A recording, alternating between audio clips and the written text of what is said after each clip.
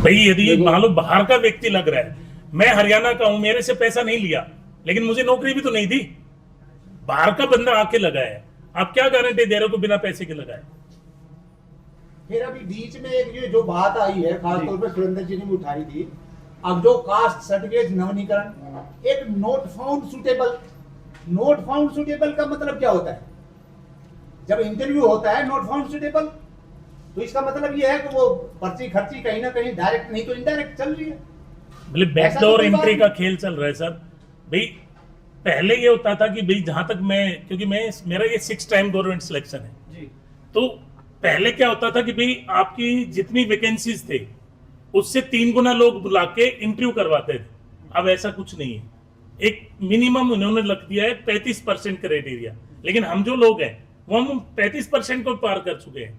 लेकिन फिर भी वो मैंने बताया ना कि भाई हमने स्क्रीनिंग टेस्ट पास किया है, आपका सब्जेक्ट नॉलेज पास किया है, उनका इंटरव्यू पास किया है, उनकी मेरिट लिस्ट में भी है, और कुछ बच्चों के तो जनरल से भी ज्यादा नंबर है, फिर भी हमें जॉब नहीं दी जा रही, because government doesn't know our cost. भाई 16/7 को लिमिट बढ़ा दी। अब यदि मालूम है 6 लाख में नॉन क्रिमिलेयर में था तो 8 लाख में तो रहूंगा, इतना तो एक मूर्ख व्यक्ति भी समझेगा।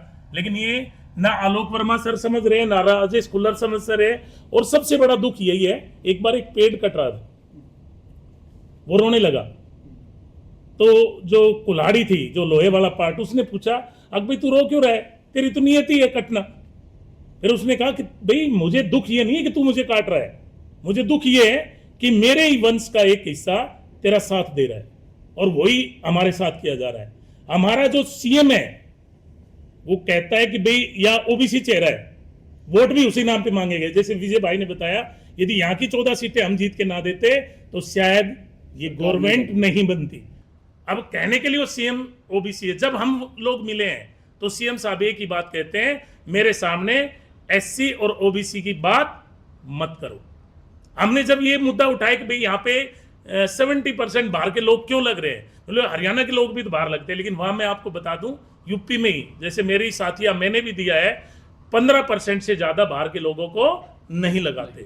लेकिन हरियाणा में ऐसी कोई कैप नहीं है। हमारी 3 ही चीजें हैं, एक तो जो भाई हमारे बच्चे मेरिट में है, हम लगभग ऐसे एएमओ और जुडिशरी सभी मिला ले तो लगभग 480 बच्चे मेरिट में है, उनको आज ही ज्वाइनिंग दी जाए। दूसरा यही है कि 27% आरक्षण, वो शायद आप लोगों में से किसी को ध्यान नहीं होगा कि सेंट्रल गवर्नमेंट हमें 27% आरक्षण दे रही है, लेकिन हरियाणा गवर्नमेंट पहले 10% था। बड़ी मुश्किल से हमारे साथियों ने या हमारे अंकल जी जैसे लोगों ने संघर्ष करके उसको 15% बनवाया। अब सबसे बड़ा नुकसान हमें यही है कि वो 12% आरक्षण क्यों नहीं मिल रहा। आज के लिए लड़ाई है, और ये केवल ओबीसी की लड़ाई नहीं है, पूरे हरियाणा की लड़ाई है। यदि अब हम चुप रहे तो डेफिनेटली यहां कोई सरकारी नौकरी बचेगी ही नहीं। अब देखो, जो बच्चा इन्होंने नोट सुटेबल फाउंड सुटेबल कर दिया, उसी बच्चे से as a research scholar universities में फ्री में पढ़वाया जा रहा है। उसी बच्चे को, वो मैंने इसी में लगा रखा है, एनेक्स 7 आप देखना, उसी बच्चे को एज ए गेस्ट फैकल्टी 10,000 या 15,000 में यूनिवर्सिटी में पढ़ाया जा रहा है। अब आप एक चीज बताइए, अगर वो सूटेबल ही नहीं है तो फिर उससे पढ़वाया क्यों जा रहा है? दूसरी बात,